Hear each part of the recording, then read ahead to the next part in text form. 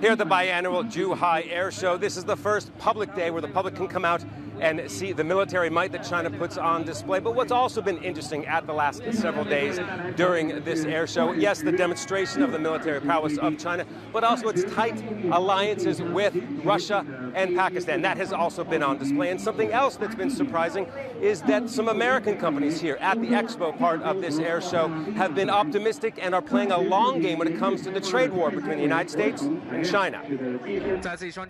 On stage in the air, China's most advanced stealth fighter jet, the J-20, performing at the Zhuhai Air Show. An impressive display, but the goal to make it 100% Chinese has not yet been realized. It's still powered by Russian-made engines after delays and issues with the purpose-built Chinese engine under development. Also at the air show, the Pakistani Air Force, customers of the JF-17, an earlier generation Chinese fighter. Along with ally Russia, Pakistan is the only other foreign military taking part in the aerial displays. We started having Chinese aircraft in early 60s, and then we moved on, and now we are into co-production. So it is very important for Pakistan Air Force to have good relations with China.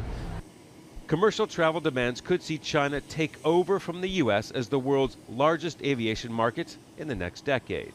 And that means a big need for more airliners. For years, China has been developing indigenous commercial aircraft. As with the stealth fighter, there have been delays. But for the first time, a life-size model of the wide-body CR-929, a joint project with Russia, was unveiled at the show, a move to break into the market dominated by Airbus and Boeing. But the first version of the plane won't take flight for at least 5 years, and it will be powered by engines from either the U.S. or Europe. The Zhuhai Air Show is now in its 22nd year. Now, traditionally, China has used it as a showcase for its booming aviation industry and advanced weapons. But this year is much more subdued, thanks to budget cuts and an ongoing trade war with the United States. But the trade war has not kept American companies away. In fact, the organizers of the USA Pavilion at the Expo say they've seen a 25% growth since the last show 2 years ago. Aviation companies and suppliers view their business in China in the long term. And at least one sees China as a market, not a place for manufacturing. I think, it's going to be challenging in the next coming 2 to 3 years. It's only the beginning of this kind of trade war. The motto of our company, we're an American-based company, and it's 100% product, US product made, and we got to keep it this way. This is part of our culture. So with the expected rapid growth in the number of Chinese passengers taking to the sky over the next 10 years, some companies are willing to put up with the trade war for now.